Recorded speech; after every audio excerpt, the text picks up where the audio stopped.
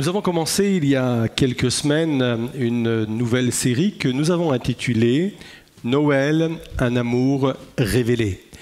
Et cette série s'appuie sur un texte qui se trouve dans l'Épître aux Éphésiens, chapitre 3, verset 17. Vous l'avez déjà depuis 2 dimanches. Aujourd'hui, ce texte va apparaître à nouveau devant vous. Et voilà ce qui est écrit. Que Christ habite dans vos cœurs par la foi, enraciné et solidement fondé dans l'amour. Vous serez ainsi à même de comprendre avec tous ceux qui font partie du peuple saint combien l'amour de Christ est large, long, élevé et profond. Aujourd'hui, je souhaiterais vous parler de la profondeur de l'amour de Dieu. La profondeur de l'amour de Dieu nous parle de jusqu'où Jésus est prêt à aller pour moi, jusqu'où il est capable de descendre pour me rencontrer. Il y a un texte dans le livre des psaumes qui est impressionnant. C'est un psaume qui parle de l'omniprésence de Dieu, l'omniscience de Dieu. Ça veut dire que Dieu sait tout et Dieu est partout. Et il est dit au psaume 139, verset 8, il est dit ceci: « Si je monte au ciel, tu es là, et si je me couche parmi les morts, t'y voici. » Et la version littérale est intéressante puisque la version littérale dit « Si je fais mon lit en enfer, t'y voici. » Je ne sais pas ce que vous en pensez, mais c'est quand même assez fort, assez puissant. Le psalmiste dit « Il n'y a à aucun lieu où tu ne puisses venir me chercher. Même si je suis en train de faire mon lit en enfer, tu es capable de descendre aussi profondément, tu es capable de venir me chercher parce que ton amour te pousse à venir me chercher là où je me trouve. » Ça, c'est l'histoire de Noël. On aime présenter cette histoire d'une façon un peu enchantée, féerique. D'ailleurs, les chants sont là pour nous mettre un peu dans l'ambiance, douce nuit. Vous connaissez tous ces chants un peu de Noël qu'on a chanté ce soir, mais qu'on aurait pu chanter. Et on pense avec tous ces chants que Noël, c'est quelque chose de très féerique. Mais Noël, c'est bien plus que... ou c'est pas du tout féerique dans ce sens où Noël, c'est l'histoire d'un Dieu qui a quitté son ciel de gloire, qui est venu sur terre en se faisant bébé et qui est venu donner sa vie pour me sauver, qui est venu me chercher dans mon enfer. Il y a plus féerique que cela. Et là, peut-être, il faut qu'on change notre conception de ce que pouvait être la crèche de Jésus. Restez quelques instants avec moi. Généralement, quand on représente la crèche de Jésus, on la représente en bois, avec des pieds en X, vous voyez ce que je veux dire ? Le berceau au-dessus, ou la mangeoire au-dessus, de la paille sur laquelle on a déposé un joli bébé. Et dans l'imagination collective, à chaque fois qu'on nous parle de la crèche, à chaque fois qu'on nous parle de Jésus, on nous sert cette mangeoire en bois avec les pieds en X et on trouve que ça va bien dans le décor. Sauf que la crèche, la mangeoire dans laquelle on a déposé Jésus ne ressemblait pas du tout à cela. On a retrouvé des mangeoires du temps de Jésus, des mangeoires qui étaient dans les étables, et ça ressemble davantage à ce que vous allez voir là. Et là, à ma gauche et à votre gauche, là, voilà une mangeoire taillée dans la pierre qu'on trouvait dans les étables. Et juste à côté, l'image d'à côté, pour ceux qui sont allés à Jérusalem et qui sont allés dans le jardin de la tombe, c'est le tombeau où était Jésus. Et la tradition juive, quand il y avait quelqu'un qui était mort, donc on le mettait dans un tombeau, dans une pierre comme cela taillée, et généralement il était dans un linge très serré, on le déposait là. Et quand Jean dit, écoutez bien ceci, quand Jean dit que l'enfant a été emmailloté et couché dans une crèche, imaginez un bébé bien serré, j'allais dire dans le bac à fleurs là, dans l'auge. Et là, ça change complètement notre conception du beau berceau, de la belle crèche dans laquelle on aurait déposé Jésus. En fin de compte, quand Jean dit dans son épître que Jésus était emmailloté et couché dans une crèche, en fin de compte, il est en train de nous dire que Jésus est né pour mourir.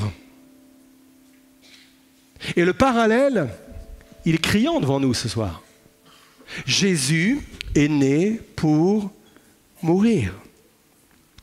John Piper a dit ceci: Noël, avant d'être une célébration, est avant tout une accusation. Si nous avons besoin d'un sauveur, c'est parce que nous sommes perdus. Et si nous sommes perdus, c'est parce que nous sommes coupables. Nous avons été déclarés coupables. Et il faut bien que quelqu'un vienne payer pour nous. Il faut bien que quelqu'un vienne pour nous sortir de là. Alors, avant d'être une célébration, Noël est avant tout une accusation. Alors, ce soir, une fois qu'on a déposé un peu ce décor, nous allons voir 3 implications de Noël dans ma vie. La première implication, Noël vient me libérer de la peur du ciel. Deuxième implication, Noël vient me dire jusqu'où Jésus est prêt à aller pour moi. Troisième implication, Noël vient me parler d'un nouveau commencement. On est prêt? On m'a donné jusqu'à minuit. Mais non, arrêtez. Partez pas. Je vous libère avant la dinde. 1. Noël vient me libérer de la peur du ciel. Avant la venue de Jésus, tout ce qui venait du ciel faisait peur. Vous vous souvenez quand Dieu a donné à Moïse la loi? Ça s'est passé sur le mont Sinaï. Moïse était monté tout seul là-haut. Et pendant que Dieu était en train de donner à Moïse les tables de la loi, le peuple était en bas et le peuple était impressionné par ce qu'il se passait. Il y avait du tonnerre, il y avait des éclairs, il y avait de la fumée. Et ils ont eu peur de ce qu'ils ont vu, ils ont eu peur de ce qui se passait. Alors quand Moïse est redescendu en bas, il a dit à Moïse: « Oh Moïse, toi tu iras tout seul voir Dieu, Dieu te dira ce que tu dois nous dire, mais nous on restera en bas parce que nous on ne veut pas avoir affaire à ce Dieu-là. Ce Dieu-là nous fait extrêmement peur. » Et cet événement-là, il est parlant parce qu'il nous parle de la relation que les êtres humains avaient instaurée avec un Dieu. Il y avait la peur du ciel, il y avait la peur d'un Dieu qui était au-dessus de tout. À part quelques personnes qui ont réussi à transcender cette peur et qui ont développé une intimité avec Dieu. Je pense à Moïse, je pense à Josué, je pense à David et bien d'autres. À part ces personnes qu'on retrouve dans la parole de Dieu, les êtres humains en général avaient peur du ciel.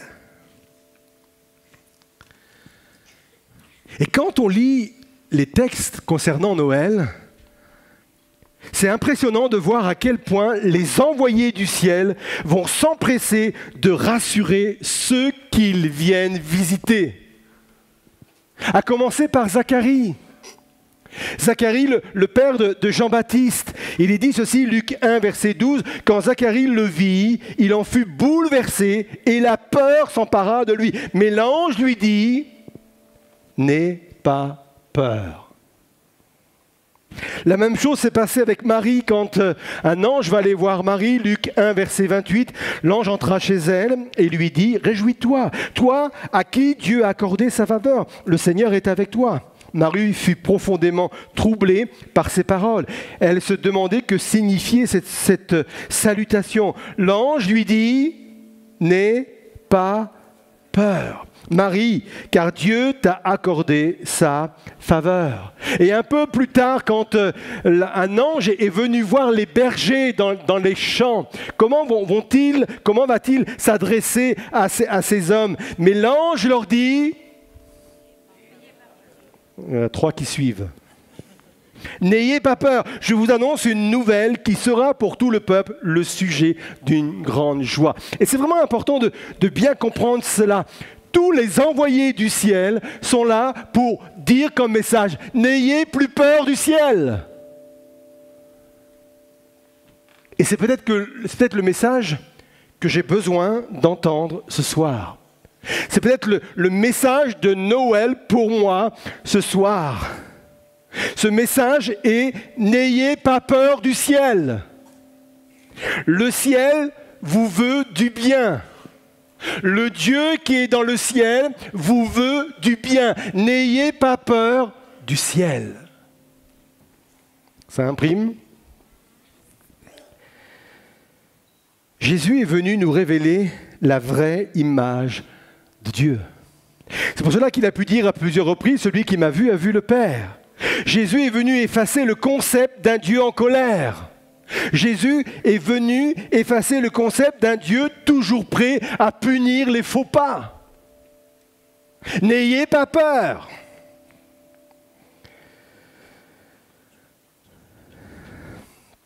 Ce message, il est toujours utile aujourd'hui. Certes, pour peut-être certains croyants et pour des incroyants. Et effectivement, je mets dedans les croyants également. Parce que parfois, on a reçu un type d'enseignement qui nous amène à avoir toujours peur du ciel. Et le message de Noël ce soir est « N'ayez pas peur ». Alors certains ne veulent pas annoncer ce message car ils craignent que ça pousse les personnes à la désinvolture. Et ils mettent en avant ce texte de Proverbe 1, verset 7, qui dit ceci, « La connaissance commence par la crainte de l'Éternel. » Voyez-vous, pasteur, il est important d'avoir la crainte de l'Éternel. Mais qu'est-ce que la crainte de l'Éternel? Écoutez bien ceci, la crainte de l'Éternel a à voir avec la révélation de qui est Dieu. Je m'explique. Plus je vais réaliser qui est Dieu, plus je vais réaliser combien il est parfait, combien il est pur, combien il est fidèle, combien il est le Créateur, plus je vais être amené à le vénérer, à le glorifier, à le respecter. C'est ça la crainte de l'Éternel. C'est une crainte respectueuse de qui il est. Et ça passe par la révélation de qui est Dieu. Et la révélation de qui est Dieu est venue par son Fils Jésus. Vous êtes là ? La crainte de Dieu, la trouille de Dieu me fera fuir sa face, mais la crainte respectueuse telle que je viens de l'expliquer me poussera à aller dans sa présence, avec respect.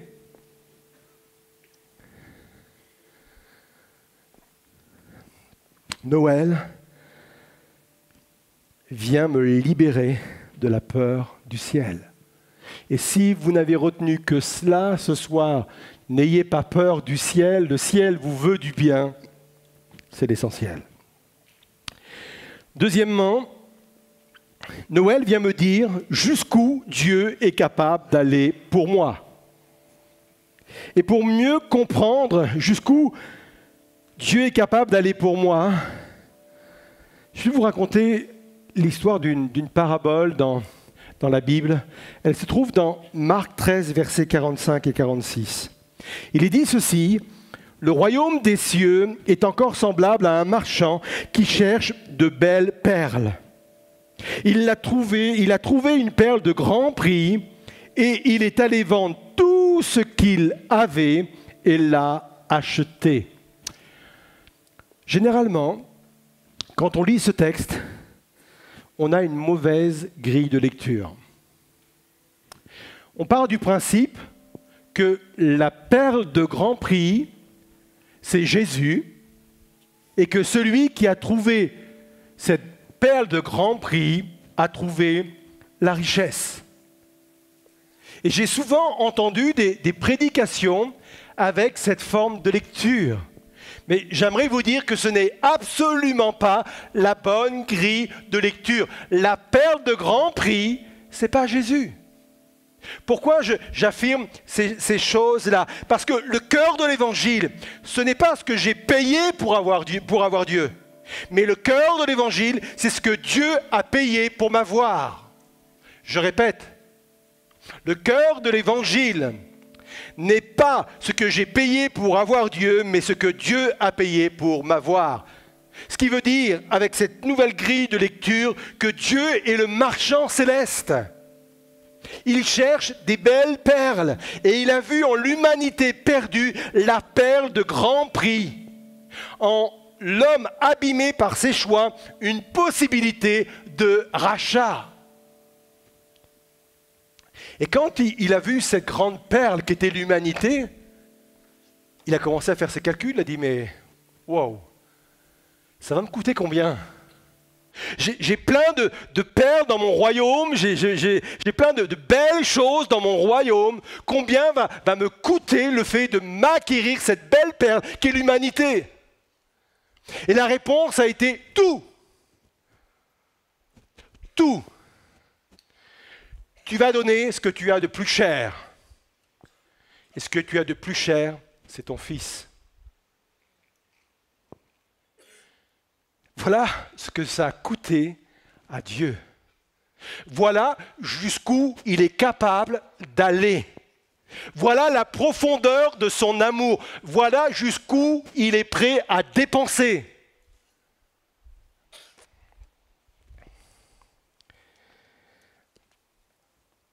Alors quand je comprends cela, je comprends un autre texte de l'Écriture que je vais mettre devant vous. C'est pour ça que je vous dis que c'est très important d'avoir les bonnes grilles de lecture. Romains 8, verset 32, il est dit ceci, lui, donc Dieu, qui n'a point épargné son propre Fils, mais qui l'a livré pour nous tous, comment ne nous donnera-t-il pas aussi toutes choses avec lui? Restez encore quelques instants avec moi. Vous connaissez cette expression qui dit « qui peut le plus peut le moins ». Celui qui est capable de porter 10 kilos est capable de porter 2 kilos. Celui qui est capable de courir pendant 10 kilomètres est capable de courir pendant 1 kilomètre. Qui peut le plus peut le moins. Si Dieu nous a donné le don le plus précieux, si Dieu a engagé les plus grandes richesses qu'il avait, comment peut-il nous refuser un don qui serait inférieur? C'est ce que Romain dit, lui qui n'a pas épargné son propre Fils, mais qui l'a livré pour nous tous. Comment ne nous donnera-t-il pas aussi toutes choses avec lui? Comme il est allé si profondément poussé par son amour, il est capable d'aller dans des dimensions moins profondes. Ça veut dire quoi? Vous pouvez faire l'inventaire de vos besoins ce soir. Peut-être que vous dites, mais moi, c'est moi qui remporte le gros lot là ce soir. Vous connaîtriez ma vie, vous connaîtriez mes problèmes. Je pense que je suis au top du top par rapport aux autres. Eh bien, j'aimerais vous dire que, quelle que soit votre situation, Jésus est descendu beaucoup plus bas que ça. Dieu a sacrifié beaucoup plus que cela. Alors, s'il a été capable de sacrifier beaucoup plus que cela, il est capable de répondre à votre besoin. Et même si on additionnait toutes les attentes, tous les besoins de tous ceux et toutes celles qui sont dans cette salle et celles qui nous regardent en direct sur Internet, si on additionnait tout cela, ça ne ferait pas encore le poids. Et même si on additionnait tous les problèmes du monde entier, Dieu a donné encore beaucoup plus. S'il a donné beaucoup plus, il est capable de donner beaucoup moins. Il est capable d'intervenir ce soir dans chacune de nos situations. Quelle espérance! Quelle parole qui vient fortifier notre foi. Voilà ce que nous dit Noël. Noël vient nous libérer de la peur du ciel. Noël vient nous dire jusqu'où Dieu est capable d'aller pour moi. Et enfin, Noël vient me parler d'un nouveau commencement. Jean, dans son évangile, nous parle de la naissance de Jésus, comme le font d'ailleurs Matthieu et Luc. Mais quand Jean nous parle de la naissance de Jésus, il ne parle pas de crèche, il ne parle pas de Bethléem, il ne parle pas des bergers, il ne parle pas des mages, et il ne parle même pas de Marie et de Joseph. Mais il en parle en ces termes, Jean 1, verset 1, « Au commencement était la parole, et la parole était avec Dieu, et la parole était Dieu. » Alors, pourquoi a-t-il écrit cela? Jean, tout naturellement, pour introduire son livre, il s'est inspiré du seul livre saint qui existait à cette époque. Et le seul livre saint qui existait à cette époque, c'était ce que l'on appelle la Torah. Les 5 premiers livres de la Bible, Genèse, Exode, Lévitique, Nombre, Deutéronome. Et lui, quand il a commencé à écrire son livre, son évangile de Jean, il s'est dit, mais comment je peux commencer un livre? Alors il est allé voir la Torah, et il s'est dit, mais comment Dieu, lui, a commencé son livre? Genèse 1:1, au commencement, Dieu créa les cieux et la terre. De cette manière, Jean présente la naissance de Jésus, écoutez bien, comme une nouvelle Genèse. Jean présente la naissance de Jésus comme un nouveau commencement, comme un nouveau départ. Je sais que je suis 8 jours en avance.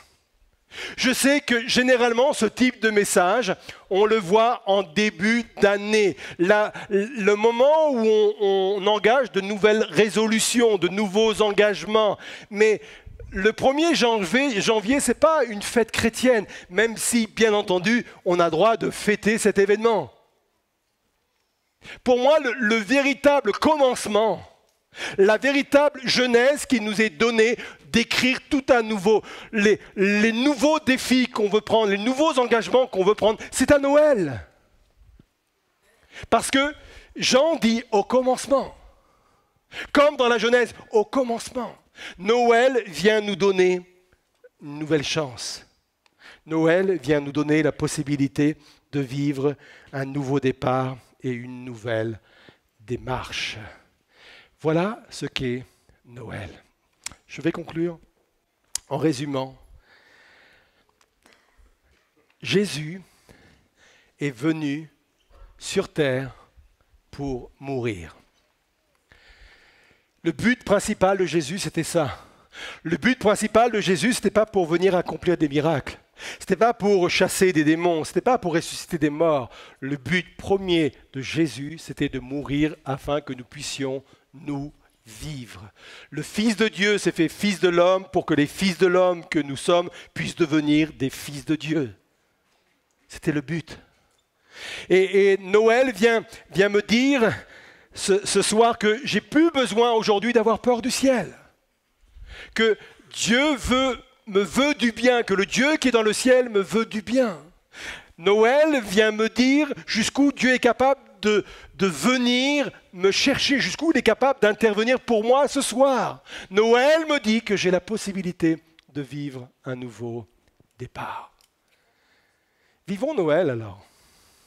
Vivons Noël. On va profiter de nos familles, on va sans doute profiter des cadeaux.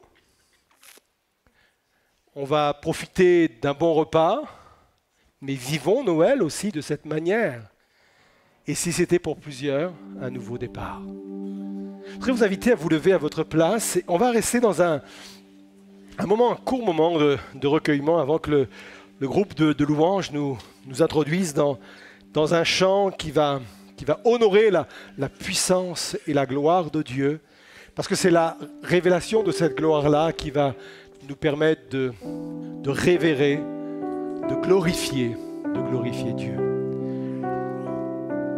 Peut-être que vous n'aviez pas prévu ce rendez-vous ce soir. Peut-être que ce soir, vous étiez loin de vous imaginer que vous alliez vous retrouver dans une église à chanter des chants de Noël. Peut-être que vous étiez loin de vous imaginer, vous qui êtes chez vous, devant vos écrans, que ce soir, vous alliez vous connecter avec une église et vous connecter avec un message de Noël. Et si Noël prenait un nouveau sens? Et si Noël prenait une nouvelle dimension? Et si Noël était la révélation de la profondeur de l'amour de Dieu? Si Dieu a été capable de donner son Fils, la Bible nous dit qu'il est capable de nous donner toutes choses avec lui. Ça veut dire que Dieu peut intervenir dans ta situation ce soir. Et je crois que c'est le plus beau des cadeaux, le plus beau des dons que vous pouvez recevoir ce soir, c'est de recevoir Jésus et de recevoir son intervention et de vivre son intervention dans vos vies, dans vos cœurs. Alors je vais prier. Vous qui êtes là et qui ce soir vous reconnaissez dans ce qui a été partagé, vous avez la possibilité également de faire de la place à Jésus dans ce moment, avec peut-être vos propres mots, votre propre prière, même si elle est intérieure, même si elle est dans votre cœur, de dire au Seigneur, merci parce que je sais que tu viens jusqu'à moi ce soir. Tu viens peut-être me chercher dans les profondeurs de mon enfer, je ne sais pas ce que vous vivez. Tu viens me chercher dans les profondeurs de ma situation. Et tu m'aimes suffisamment, parce que tu l'as prouvé par Jésus, pour venir et intervenir dans ma situation. Alors oui, Seigneur, je viens. Je veux vivre une nouvelle genèse. Je veux écrire une nouvelle genèse. Je veux vivre un nouveau commencement. Seigneur Jésus, je prie de bénir chacun et chacune ce soir, dans sa disposition de cœur, dans sa façon de vivre Noël, dans sa façon de venir à toi. Peut-être que jusqu'à présent, il y avait une peur du ciel, une peur de qui tu étais, Seigneur. Une image faussée de qui tu étais, Seigneur. Merci parce que tu es venu nous révéler le Père. Tu es venu nous révéler qui tu es, Dieu. Merci, Seigneur, qu'il y ait au milieu de nous ce soir, dans cette veillée de Noël, qu'il y ait un esprit de révélation, Seigneur Jésus, pour que nous puissions discerner réellement quelle est la profondeur de ton amour. Alors oui, Seigneur, nous te louons et nous t'adorons. Nous te bénissons pour tout ce qui prend place maintenant dans les cœurs et dans les vies, Seigneur. Et nous voulons ensemble te chanter et te glorifier et proclamer ta puissance et ta gloire au nom de Jésus. Amen. Oh Jésus, ton amour, ta puissance, ta présence dans ma vie. Oui, ton amour, ta puissance, ta présence dans ma vie. Et je veux t'adorer de tout mon cœur. Et je veux t'adorer de toute mon âme. Et je veux t'adorer de toute ma force, car tu es mon Dieu.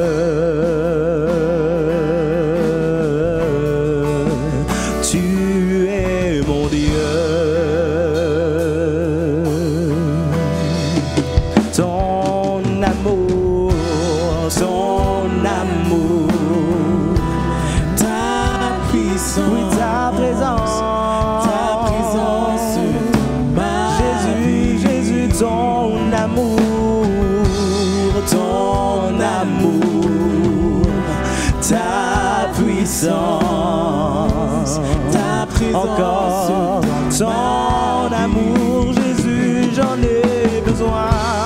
Ton amour, ta puissance, ta présence, de ton amour, Jésus, j'en ai besoin, ton amour, ta puissance, Seigneur, ta présence.